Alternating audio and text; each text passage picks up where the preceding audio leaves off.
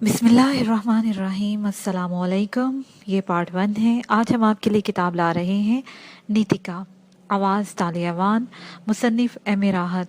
ये किताब आपके लिए book share Pakistan audio library की जानिब से रिकॉर्ड की जा रही है। दीगर मालूमात और किताबों के लिए आप रब्ता कर सकते हैं व्हाट्सएप नंबर 03339537 और कॉल नंबर 0300291960 पर मोहम्मद अज़हर लतीफ़ से। ये किताब 312 सफ़ात पर मुश्तमिल है। तो आइए सुनते हैं पार्ट 1 सफ़ा नंबर 3 से। रेत के टीलों के बनते बिगड़ते नकूश देखे हैं आपने? हवाएं उन्हें क्या क्या शक्लें देती रहती है। यही कैफियत इंसान की है। इंसान खुद को क्या क्या समझता है, कैसी कैसी पायदार तवक्कुआत रखता है, कैसे कैसे अनोखे दावे करता है। कहीं वो शद्दाद और नमरूद नजर आता है तो कहीं हिटलर और मुसोलिनी। कौन पायदार है? सब दास्तानें छोड़ जाते हैं। वक्त की हवाएं नकूश बनाती हैं, बिगाड़ती हैं। जिंदगी सलात रहती है तो ये नकूश महफूज रहते हैं। मौत आती है तो सिर्फ कहानियां रह जाती हैं जिनसे इसका कोई ताल्लुक नहीं होता। जिसकी कहानी है, कौन हमेशा के लिए है। वक्त कहाँ हमेशा किसी का साथ देता है, ना ही वक्त कभी यकसा रहता है। कौन बाकी है? मुझसे मिलिए। मेरा नाम सरफराज अहमद हाँ है। मौका मिला है कि अपनी अनोखी कहानी से आपको आगाह करूं। अपने दिल की किताब आपके सामने खोल दूं। इसमें किसी बोल से काम नहीं लूँगा। हर वाक़या, हर तफसील मनोअन बयान करूँगा। कोई पहलू आपसे पोशीदा नहीं रखूँगा। अपनी कहानी सुनाने से कबल मैं अपना मुकम्मल तारफ़ करवाऊँगा। इस तारफ़ का कहानी से गहरा ताल्लुक़ है, वरना मैं अपने बारे में बताते हुए शायद कुछ झिझक, कुछ झीम, कुछ शर्म महसूस करता। लोगों का ख्याल है कि मेरा रंग कश्मीरी सेब की मानद है। मेरी बड़ी बड़ी आंखों में एक खास कशिश, एक जाज़बियत है। मेरा सीना बहुत कुशादा है। मेरे बाजू सुडौल और तवाना है। मेरी कलाइयों और सीने पर लंबे लंबे स्याह बाल हैं। आज भी, इस वक्त भी, जबकि मेरी उम्र काफ़ी हो चुकी है, मेरी कमर चीते की तरह पतली है। हाँ, ये दुरुस्त है कि मैं इस उम्र में भी खुद को चुस्त और तवाना महसूस करता हूँ और बड़े बड़े जवान मेरे सामने शर्माते हैं। और फिर जदीद नस्ल, अल्लाह अल्लाह, इसके बारे में तो कुछ कहा भी नहीं जा सकता। अल्फाज भी बोझ उनके नाजुक कंधे कहाँ बर्दाश्त कर पाएंगे। खैर, मेरा मकसद किसी पर तंज करना नहीं है। मैं तो आपको अपनी कहानी सुना रहा हूँ। रंदीर गढ़ के नवा में मौजा संदेला मेरा आबाई वतन है। पुरखों से जागीरदारी रही है और नस्ल न नस्ल मुंतकिल होती रहती है। ये जागीर के चक्कर भी खूब होते हैं। दरअसल दौलत की भी मुख्तलिफ शक्लें होती हैं। इनकी एक खसूसियत हमेशा यकसा रही कि ये हमेशा फसाद की जड़ रही है। खुद मेरा ख़ानदान भी तरह तरह के खूनी वाक़यात से भरा पड़ा है। ऐसा भी हुआ है कि एक ही ख़ानदान, एक ही खून आपस में टकराया है और उसके बाद वो कुछ हुआ है जिसका तसव्वुर भी नहीं किया जा सकता। किसी और के बारे में क्या कहूँ, खुद मेरी शख्सियत को देख लें। अपनों ने क्या क्या ना किया मेरे साथ। किसी की शिकायत मकसूद नहीं है। कहानी का एक बाब है और मैं वादा कर चुका हूँ कि हालात कैसे भी हों, इनके बारे में बताने में बोहल से काम नहीं लूँगा। वालिद जब रवायती जागीरदार थे, सहदगीर थे, असूल परस्त, खुदा तरस, लेकिन सादा मिजाज, चिकनी चपड़ी झूठी सच्ची बातों से बहुत जल्द मुतासिर हो जाने वाले। हमारे यहाँ शादियाँ भी आपस में अमूमन तय पा जाती थी ताकि खून हराबा ना हो। और यूं भी खानदान इतना वसी था कि न लड़कियों की कमी थी और न लड़कों की। खुद मेरी 5 बहनें और 3 भाई थे। इस तरह हम 9 बहन भाई थे। बहनों और भाइयों के दरमियान मेरा नंबर छठा था और ये नंबर कोई अहमियत नहीं रखता था, न छोटों में न बड़ों में। बस घर के एक आम फर्द की हैसियत से परवरिश पाई थी।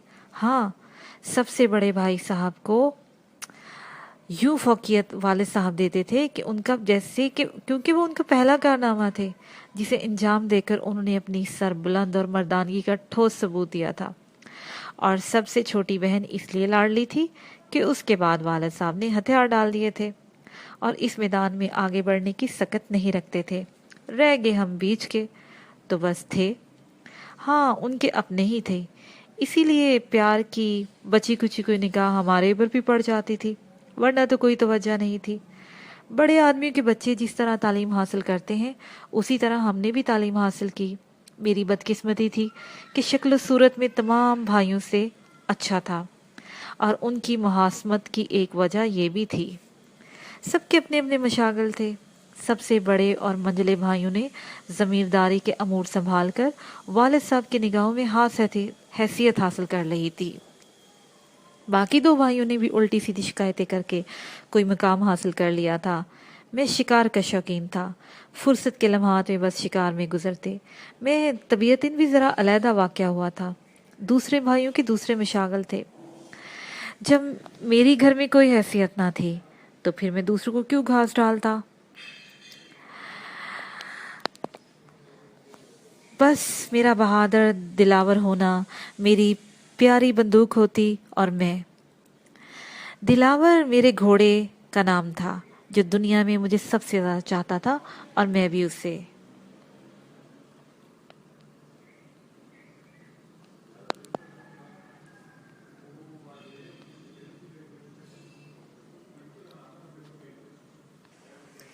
इसके अलावा एक बंदूक भी मुझे बहुत अजीज थी, क्योंकि उसने मेरा मान कभी नहीं तोड़ा था। जिस पर दाग दी उसकी जिंदगी महाल। क्या मजाल जो एक बार भी धोखा दिया हो। तो बस मुझे ये दोनों चीज़ें बहुत अजीज थी और कुछ नहीं। तालीम से फारिग होने के बाद दरअसल मेरे वालिद साहब को मेरे बारे में कुछ सोचना चाहिए था, ना कि मुझे। हाँ, अगर वो कोई मुनासिब काम मेरे स्पुर्द कर देते तो मैं उसे अंजाम दे सकता था, तो यकीनन नालायकों की फहरिस्त में खुद अपना नाम लिखवा लेता। लेकिन वालिद साहब मुंतजिर रहे कि मैं उनसे अपना मुस्तकबिल बनाने की दरख्वास्त करूंगा, और ये मेरी सरशस्त ना थी। चनाचा फारुल तहसील होने के बाद मेरा शिकार का मशगला और जोर पकड़ता गया। मुमकिन है वालिद साहब ज्यादा तवज्जो न देते मेरे ऊपर, लेकिन एक ऐसा हादसा हो गया जिसने हाँ मेरे दुश्मन पैदा कर दिए, और इन दुश्मनों की दुश्मनी रंग लाई। हमारी एक फुफीजाद बहन थी सईदा जुलेहा। दर हकीकत जुलेहा ही का हुस्न पाया था। सादा सी, मासूम सी, लेकिन दर पर्दा आफत की परकाला। मेरी परेशानियों में उनका भी बड़ा हाथ था। बड़े भाईजान की मंजूर नज़र थी, और भाईजान कई हजार जान से उन पर आशिक थे। यूं भी शादी के तमाम हकूक बड़े भाईजान के नाम महफूज थे, क्योंकि बड़े जो ठहरे। चूंकि खानदान की लड़की भी इसीलिए थी, इसलिए सोचने का सवाल ही नहीं था कि इनकार की कोई सूरत हो सकती है। वालिद साहब ने फूफी जान को पैगाम दे दिया। फूफी जान खुशी से फूले न समाई। भला उन्हें क्या इनकार हो सकता था।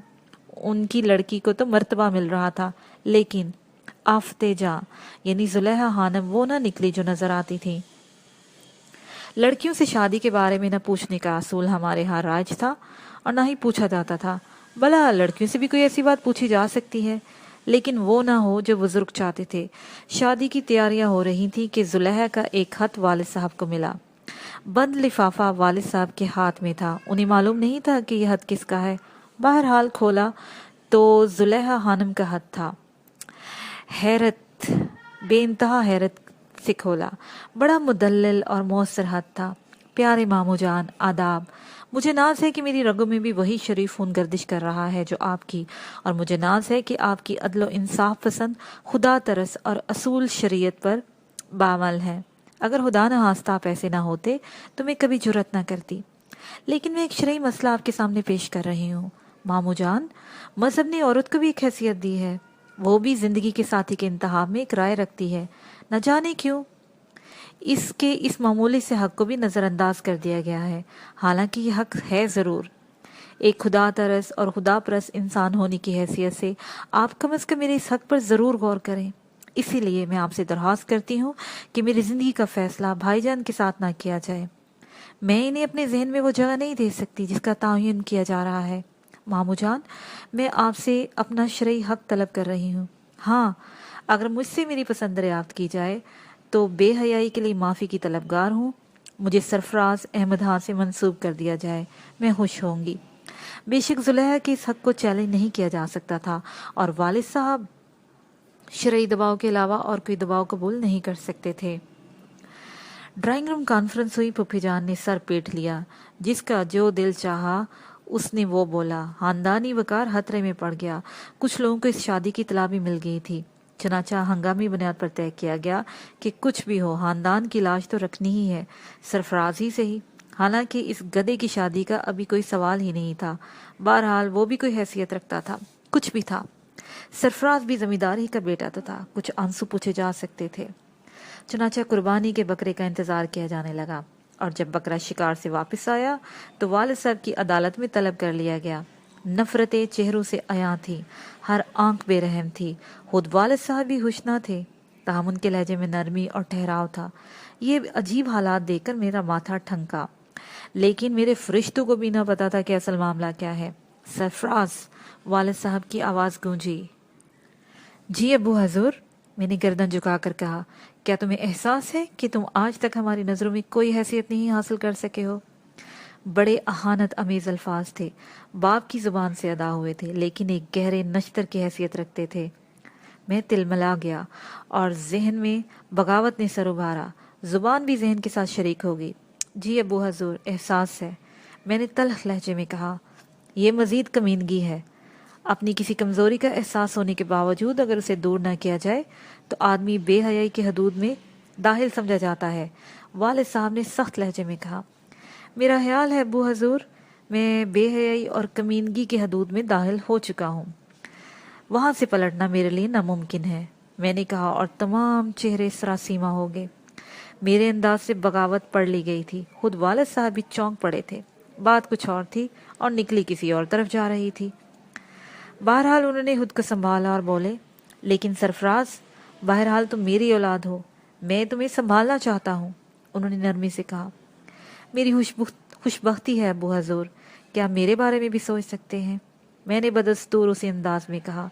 दरअसल इब्तदा ही ऐसी हो गई थी कि अब मुझे खुद को संभालना मुश्किल पड़ रहा था, लेकिन मुझे अबू हजूर पर हैरत थी। वो मेरे इस वार को भी खामोशी से पी गए। अलबत्ता उनका चेहरा गुस्से से सुर्ख हो गया था। वो होंठ काट रहे थे, लेकिन इस बार भी उनके मुंह से वैसी ही आवाज़ निकली। जुलेहा का क्या मामला है? जी, मैंने चौंक कर कहा।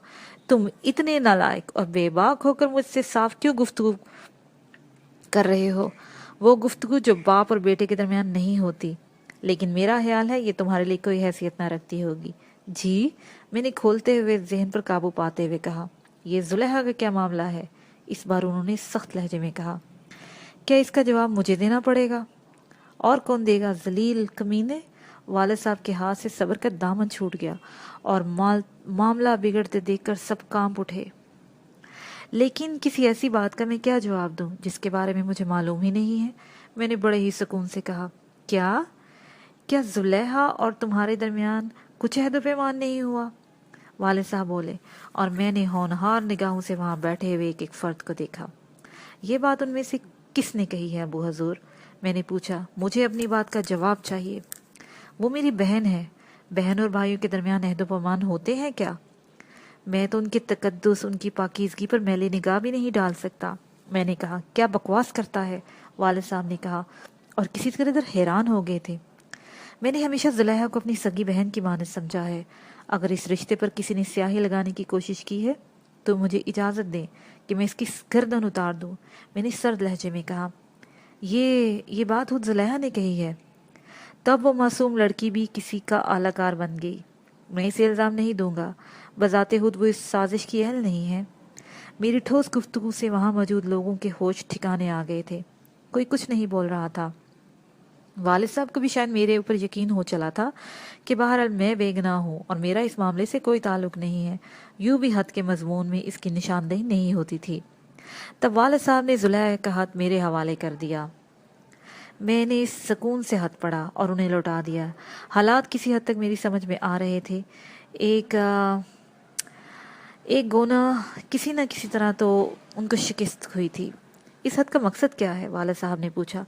मेरा ख्याल है इस सवाल की ज़रूरत नहीं रह जाती। एक लड़की ने अपना शरई हक मांगा है। क्या तुम इससे शादी करोगे? नहीं, मैंने जवाब दिया। बहरहाल तुम एक नाकारा इंसान हो। अभी तक तुमने अमली ज़िंदगी नहीं अपनाई, इसलिए मुझे तरद्दुद है। मेरा ख्याल है जुलेहा को तुम खुश न रख सकोगे। मेरा भी यही ख्याल है। क्या मतलब? कि मैं जुलेहा को खुश नहीं रख सकूँगा। मैं अभी तक कोई हैसियत नहीं हासिल कर सका। इन मामलात की तरफ तवज्जो देने भी हमाकत है, लेकिन जुलेहा की निस्बत का ऐलान किया जा चुका है। इसमें मेरी क्या गलती है? गलती तुम्हारी नहीं है, हमारी ही है। निस्बत ज़रूर होगी और तुम्हारे ही साथ होगी। ख़ानदानी वक़ार को संभालना है लेकिन तुम्हें वादा करना पड़ेगा कि तुम अपने फजूल मशागल तर्क करके इंसान बनोगे। जुलेहा से इसी शर्त पर तुम्हारी शादी हो सकती है। वालिद साहब ने तो गोया मेरे पर एहसान किया। मेरा ख्याल है कि हर किस्म की गलत फहमियाँ दूर कर ली जाएं। अबू हजूर, ये आपसे किसने कह दिया कि मैं भी जुलेहा से शादी करने को ख्वाहिशमंद हूँ? मैं किसी शादी के झमेले में नहीं पड़ना चाहता। रहेगी फजूल मशागल से इज्तनाब की शर्त, तो अगर मैं इन्हें फजूल समझता तो कभी एहतियार ही ना करता। सरफराज, तुम हमारे जब्त का इम्तिहान ले रहा है। वालिद साहब चीख कर बोले, नहीं अबू हजूर, मैं ये जुर्रत नहीं कर सकता। लेकिन आप खुद ख्याल फरमाइए, मैं इसे बहन समझता हूँ। इसके बारे में ऐसा तसव्वुर भी जहन में नहीं ला सकता। और अगर तुझे हुक्म दिया जाए कि तू जुलेहा से शादी कर ले, तो तब मेरी बहुत बड़ी बदकिस्मती होगी, क्योंकि मैं उनसे शादी नहीं कर सकूंगा। तो तू इस कदर हुस्सर, इस कदर जलील और कमीना सिर्फ साबित होगा। हमें गुमान भी नहीं था, लेकिन तू क्या समझता है? क्या हम तेरी इस खुदसरी को माफ कर देंगे? मैं खामोश रहा। कोई फैसला ना करो, हम उसे समझाएंगे, फूफो जान ने कहा। फैसला हो जाने दे फूफी जान, मैं हर फैसले के लिए तैयार हूँ। आप लोगों को समझाना बेकार साबित होगा, मैंने होंठ सिकोड़ कर कहा। सरफराज, सरफराज, मैं तुझे आग करता हूँ, मैं तुझे आग करता हूँ। नालायक, बदबख्त, फौरन मेरा घर छोड़ दे, मेरी जागीर छोड़ दे। मैं तेरा वजूद बर्दाश्त नहीं कर सकता। कमीने जलील, मैं तुझे आग करता हूँ। अभी और इसी वक्त निकल जा, फौरन मेरे घर से निकल जा। वालिद साहब गुस्से से कांपने लगे। उनके मुंह से झाग उठ रहा था। सच्ची बात यह है कि रंज मुझे भी हुआ था, लेकिन इस माहौल से खुद भी मैं इस कदर बेजार था कि इसके तसल्लुत से आज़ाद होना चाहता था। मैं जानता था कि यहाँ मेरी कोई हैसियत नहीं है। मैं ना होऊंगा तो कोई और कोई किसी के ऊपर असर नहीं डालेगा। फिर क्या फ़ायदा इस ज़मींदारी के चक्कर में पड़ने का? कोई मेरे बारे में नहीं सोचता। ने जहानों की सैर क्यों ना की जाए? एक आज़ाद इंसान की ज़िंदगी गुजारी जाए। ज़िंदगी यूँ भी क्या हैसियत रखती है? इंसान का क्या है? आज है कल नहीं, बेकार है, सब बकवास है। लोग न जाने क्या क्या कहते रहे, रोना पिटना मच गया, लेकिन मैंने किसी की न सुनी और लोगों के रोकने के बावजूद घर से निकल गया। मैंने जहन को आज़ाद छोड़ दिया था। मैंने देखा था कि रोकने वालों में हमदर्द कोई नहीं है, सब रस्म पूरी करने वाले थे, सिर्फ रस्म। और रस्मों से मुझे हमेशा नफरत थी। जिंदगी मेरे लिए कुछ और रास्ते मुरतब कर रही थी और मैं उसी के असूल पर अमल कर रहा था। चुनाचे मैंने उसी रोज़ संदेला छोड़ दिया। सबसे पहले मैंने इरशाद आबाद का रुख किया, जहाँ मेरा एक दोस्त आरिफ रहता था। आरिफ तालिब इल्मी के दौर में मेरे साथ था, मुखलिस दोस्त था। तालीम छोड़कर उसने शादी कर ली थी। अब उसके 2 बच्चे थे, एक बीवी थी और इरशादाबाद में अनाज का बहुत बड़ा आड़ती था। मुझे देखकर खुश हो गया। कई बार अपने यहाँ आने का कह चुका था, लेकिन मुझ जैसे आवारागर्द के लिए ऐसे रिश्ते निभाना बेहद मुश्किल था। एक रोज़ भी उसके यहाँ नहीं जा सका। कैसे मेरे नसीब खुल गए, कैसे याद आ गया। वो मुझसे लिपटते लिपटते बोला, बस याद आ गए। मैंने मुस्कुराहट से कहा, सामान वगैरह कहाँ है तुम्हारा? क्या जल्दी भाग जाने का इरादा है? कान खोलकर सुन लो, 1 महीने से पहले मैं जाने नहीं दूंगा। आरिफ ने कहा। 1 महीना? मैंने मुस्कुराते हुए कहा, कहो तो यही रिहाइश इख्तियार कर लूँ, तुम्हारे साथ कारोबार में शरीक हो जाऊंगा। हाय, ऐसी बातें ना कर जिन्हें सुनकर हैरत होने लगे। काश ऐसा हो सकता। सच बताओ सरफराज, सामान वगैरह नहीं है? सामान के झगड़े कभी मैंने पहले पाले थे जो अब मैं पालूंगा। बस तन के इस लिबास के साथ आया हूँ। हैर लिबास की क्या है, यहाँ भी तैयार हो सकते हैं। आओ, मैं तुम्हें नज़ीरा से मिलाता हूँ, बड़ी खुशी होगी तुम्हें उसे देखकर। अक्सर तुम्हारे तस्करे होते रहते हैं इससे। और वो मुझे लेकर अंदर पहुँच गया। खूबसूरत सी औरत बड़ी पाकीज़ा मुस्कुराहट रखती थी, इंतहाई हलूस से मिली, पढ़ी लिखी थी, अदाब महफिल और गुफ्तगू के अंदाज भी जानती थी। उनके साथ रह के मैंने सोचा, शादीशुदा ज़िंदगी इतनी बुरी तो नहीं होती। बहरहाल नज़ीरा जैसी बीवी मिल जाए तो कोई हरज नहीं। तब मेरे जहन में जुलेहा आ गई। इस अहमक लड़की को क्या सूझी थी? क्या वो मेरी हैसियत से नावाकिफ थी? क्या मिलता उसे मुझ जैसे नकारा इंसान के साथ रहकर? भाईजान ज़्यादा बाइज्जत थे, साहिब हैसियत थे और मुस्तकबिल के बड़े ज़मींदार थे, लेकिन आखिर ये जुलेहा मुझसे शादी क्यों करना चाहती थी? मैंने तो कभी उसे इस निगाह से नहीं देखा। आरिफ के यहाँ रहते हुए मुझे 3 दिन गुजर गए थे। आरिफ बहुत पुरमोहब्बत इंसान था, मुझसे बहुत पुरहलूस था, लेकिन मैंने उसे हकीकत नहीं बताई थी। मैं किसी को भी अपनी उलझनों में शरीक नहीं करना चाहता था। मैं अपने हालात से खुद निपटना चाहता था। आरिफ ने मेरे लिए एक जोड़ा कपड़े भी सिलवा दिए, हालांकि मैंने इसे काफ़ी मना किया था। 5-6 रोज़ मैंने आरिफ से इजाज़त चाही। क्या बकवास है, अभी तुम्हें आए हुए दिन ही कितने हुए हैं। नहीं सरफराज, मैं तुम्हें नहीं जाने दूंगा। और फिर संदेला में कौन सी तुम्हारी बीवी बैठी हुई है? मैं संदेला नहीं जा रहा आरिफ। अच्छा, तो फिर तुम कहाँ जा रहे हो? बस ऐसे ही कुछ काम है। कोई काम नहीं है, बस तुम नहीं जा सकते। जिद ना कर आरिफ। अच्छा, आओ नज़ीरा से मिलकर फैसला करा लें। फिर वो मुझे ज़बरदस्ती नज़ीरा के पास ले गया। नज़ीरा, सरफराज जा रहा है। क्यों? वो हैरत से बोली।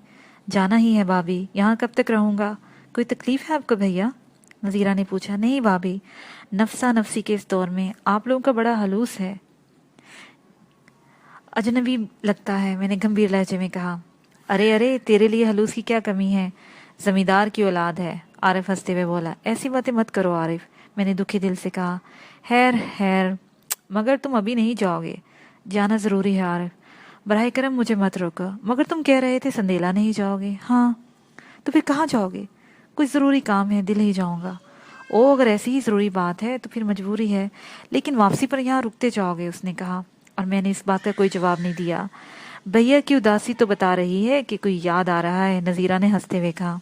हाँ भाभी, बहुत कुछ याद आ रहा है, लेकिन बहरहाल मैंने उन्हें तैयार कर लिया।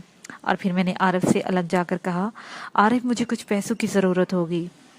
हाँ हाँ, ले लो, कितने दरकार है? मुमकिन है आरिफ मैं ये रकम तुम्हें कभी वापस ना कर सकूँ। लानत है रकम पर। मगर यार बात क्या है, इस बार तो हासा बदला बदला है। कोई बात नहीं है, मगर तुम मुझे 1,000 रुपये दे दो। अबे 10,000 ले ले, मगर मेरी जान बात तो बता दे।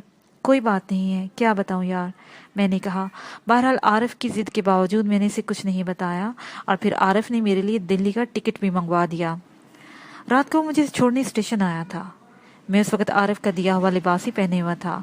घर के कपड़ों को मैंने एक गठरी बना ली थी, जिसे मैंने आरिफ के हवाले उस वक्त किया जब ट्रेन छूटते ही में सिर्फ चंद मिनट बाकी थे।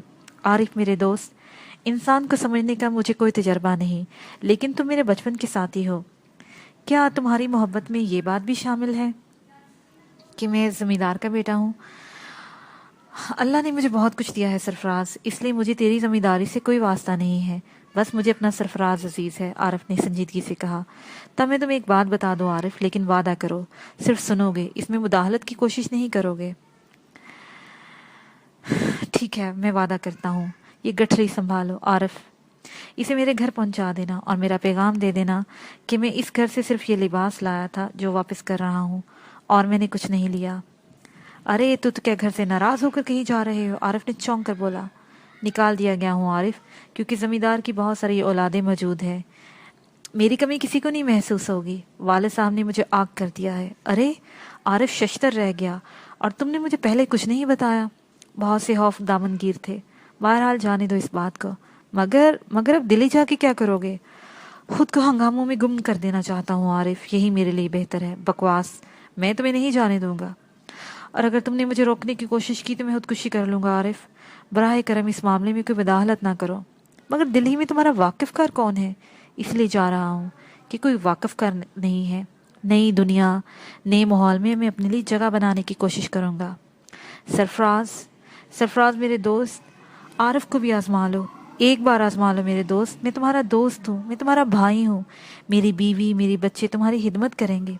आजमा चुका हूँ आरिफ, और यकीन करो तुम्हारी मोहब्बत की रोशनी हमेशा मेरे दिल को मुनव्वर रखेगी।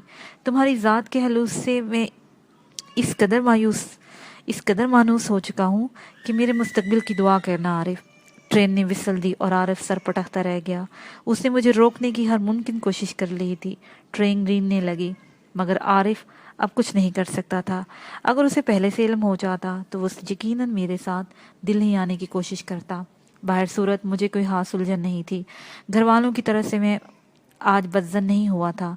इन लोगों ने सलूक ही ऐसा किया था कि अब कोई गुंजाइश नहीं रह गई थी।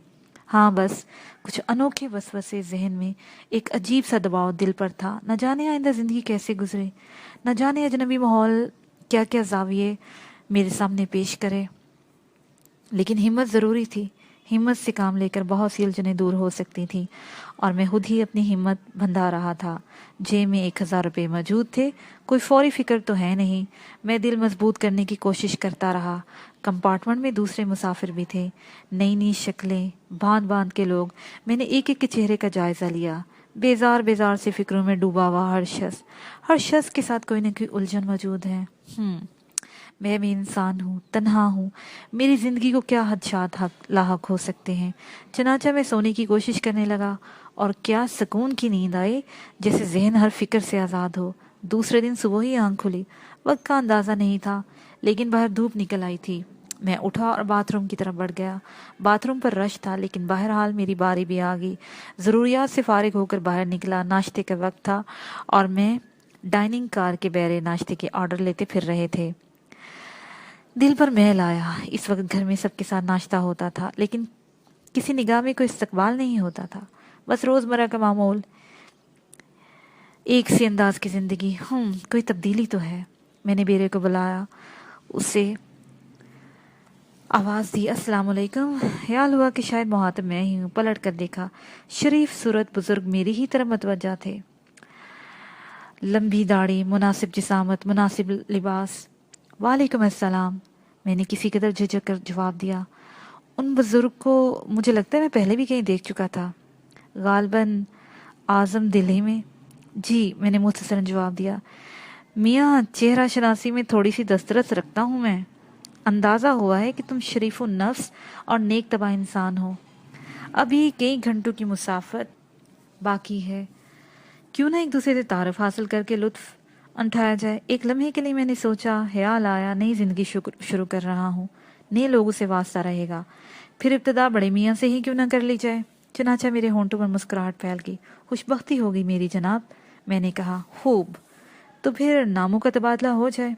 हादिम को सरफराज कहते हैं। मैंने अपना नाम बताया और हाकसार को रशीदुद्दीन अहमद के नाम से पुकारा जाता है। उन्होंने मुसाफे के लिए हाथ बढ़ाया और मैंने उनसे मुसाफा किया। खुश मिजाज आदमी मालूम हो रहा था। तो मियाँ, ये मरहला हुआ तारुफ का, और उसके बाद बात नाश्ते तक पहुँचती है, और नाश्ता मेरी तरफ से है।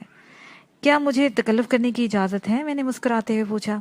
नाश्ते के बाद कर लेना, वक्त हो चुका है, रशीदुद्दीन साहब ने अपने बराबर से टिफ़िन कैरियर उठाते हुए कहा, और फिर उन्होंने जगह बनाते हुए टिफ़िन कैरियर दरमियान में रख दिया। उसके डिब्बे खोले। बुना हुआ कीमा और पूरियाँ थी जो ठंडी हो चुकी थी। बहरहाल नाश्ता बुरा नहीं था। नाश्ते के दौरान खामोशी रही। सिर्फ एक बार रशीदुद्दीन साहब ने बेरे को चाय लाने के लिए कहा था। नाश्ते के बाद चाय पीगी, और फिर बड़े मियाँ ने टिफ़िन कैरियर उठाकर एक तरफ रख दिया। हाँ मियाँ, अब तुमने मेरा नमक खा लिया है। वैसे कीमे में नमक ज़रा तेज़ था, लेकिन अच्छा ही है। इसकी मुनासिब मिकदार तुम्हारे मैदे में पहुंच गई है। हाँ, तुम्हें कह रहा था कि इस वजह से तुम्हारे ऊपर मेरा कुछ हक भी हो गया है। चनाचा मैं तुम्हारे बारे में मज़ीद मालूमात हासिल करने में हक बजानम हूँ। यकीनन यकीनन, मैंने कहा। तो बताओ ना, बड़े मियाँ अजीब अंदाज में बोले, जिस पर मुझे हंसी आ गई। क्या बताऊँ? अब ये भी मुझे बताना पड़ेगा। खैर, चल लम्हात की मोहलत दो, मैं ज़रा अपने जहन में सवालात मुरतब कर लूँ, उन्होंने कहा, और फिर थोड़ी देर के लिए खामोश हो गए। मैं मुस्कुराते हुए उन्हें देखता रहा। दिलचस्प शख्सियत थी, और ऐसी किसी शख्सियत से मुतारिफ होने पर मुझे खुशी थी। हाँ, सवाल नंबर 1, क्या नाम बताया था आपने सरफराज मियाँ? जी, मैंने हैरत से कहा। ज़रा आपका नाम मेरे जहन से उतर गया। सरफराज अहमद खान। माशाल्लाह माशाल्लाह, बावकार नाम है। बाप का नाम? जी, मैंने किसी कदर झिझकते हुए कहा। हाँ हाँ, उनका कोई ना कोई नाम तो ज़रूर होगा। जी हाँ, मैंने गहरी सांस ली। हाँ, तो बताओ ना। जी, तौकीर अहमद। हाँ, बहुत खूब, रशीद अहमद उछलते हुए बोले। मियाँ, कहाँ के रहने वाले हो? सवालात ज़रा टेढ़े होते जा रहे थे। मुझे इस सिलसिले में मोहतात होने की ज़रूरत थी। क्या फ़ायदा अपनी तशहीर करने से। चुनांचे यहाँ मैंने झूठ का सहारा लिया और खुद को इरशादाबाद का रहने वाला बता दिया। अपने बारे में भी तो कुछ बताइए किबला। मैंने मज़ीद सवालात से बचने के लिए उनसे सवाल कर दिया। अरे मियाँ, अब इस बढ़ापे में क्या बताएं, बताने के काबिल तो कभी थे। बहरहाल आपका यह हादम मुलाजम पेशा है। नवाब फिरोजुद्दीन के साथ 24 साल से हूँ। बड़ा कारोबार है, मैं भी देखभाल कर लेता हूँ। हालांकि काबिल अब कहाँ, लेकिन नवाब साहब आखिरी दम तक छोड़ते नज़र नहीं आते। उन्हीं की कोठी से मुल्हका इमारत में रहता हूँ। घर के से ताल्लुकात हैं। नवाब साहब खुद तो सिंध के आवारा गर्द हैं, कभी यहाँ कभी वहाँ। बीवी बच्चे मुझे संभालने पड़ते हैं और नवाब साहब मेरी वजह से घर से मुतमईन रहते हैं। खूब बड़ी मसरत हुई आपसे मिलकर। तुम्हारी शख्सियत तशन्ना रहेगी। मेरी शख्सियत ही क्या है रशीद साहब, दूसरे बहुत से नकारा नौजवानों में से एक हूँ, कोई काबिल जिक्र हैसियत नहीं रखता। मैंने जवाब दिया, समझ गया। रशीद साहब ने गर्दन हिलाकर कहा, जी बिल्कुल समझ गया। बता दीजिए। मैंने एक गहरी सांस लेकर कहा, बेकार हो, मुलाजमत की तलाश में हो। क्यों, कैसी रही?